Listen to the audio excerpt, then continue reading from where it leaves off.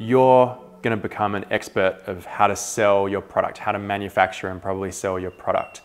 You don't need to be an expert on the impact area to get things started. At this point, it can be really exciting to kind of get to know the problem space and the impact area you'd like to work in. So research how water cleanliness works, or treadle pumps, or deworming, so that when you speak to all the charities in this area, you're not going in completely uninformed.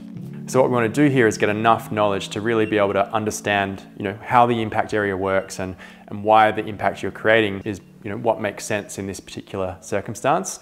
You're never going to have as much knowledge as the experts in the field, and so we really want to be listening to what the experts in the field are saying and then backing hopefully the smartest people in the room. You're going to have a look at some ineffective ways of going about solving the problem, as well as some effective ways, and then being able to use that information to talk to potential partners in the future and see how they're going about what they're doing, and hopefully that they're following one of the more effective solutions that you found. So we'll do some targeted research to find out key points about the impact area, finding experts and potential issues that might cause trouble down the line. What we're doing here is digging down into what statistics are out there, how widespread the problem is, why it exists, why it's a difficult problem to solve. And this becomes, the why of what you're really doing with your product or your brand. It's part of your story that you're going to tell when you're explaining why you've chosen to do what you do. So you need to make sure you're working in an impact area that you're really passionate about, because although you probably don't know, a huge amount about it right now, it's something that you're going to learn a hell of a lot about moving forward.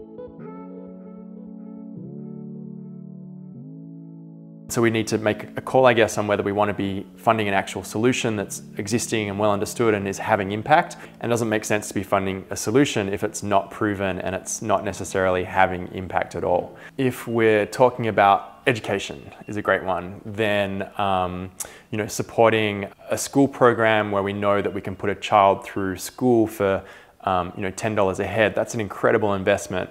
But giving away school bags might not be the best investment in terms of the impact that we can have. And that's because, giving someone a school bag doesn't necessarily mean they're going to get education.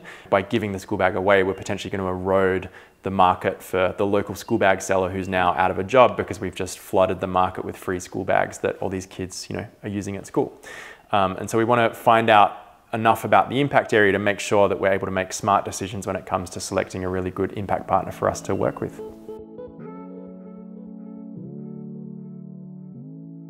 When you're doing the research in this area, you do need to make sure that the solution that you're looking at has, real measurable impact. It's not just marketing. It's not just a bunch of pictures.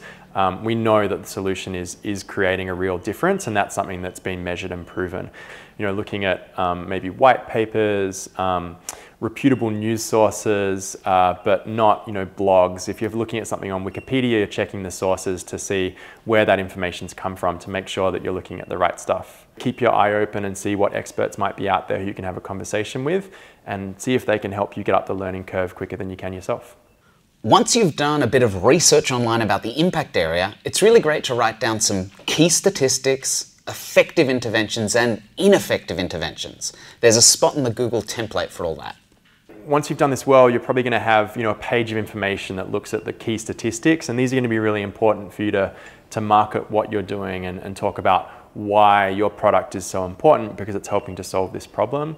One of the important parts of this whole process is maybe looking out for what the red flags are and what not necessarily the best approach to solving this problem might look like. The impact partner that you work with and the work that they do has the potential to influence how people perceive your brand. And vice versa, you have to be aware that your company has the potential to influence how other people will perceive an impact partner's brand.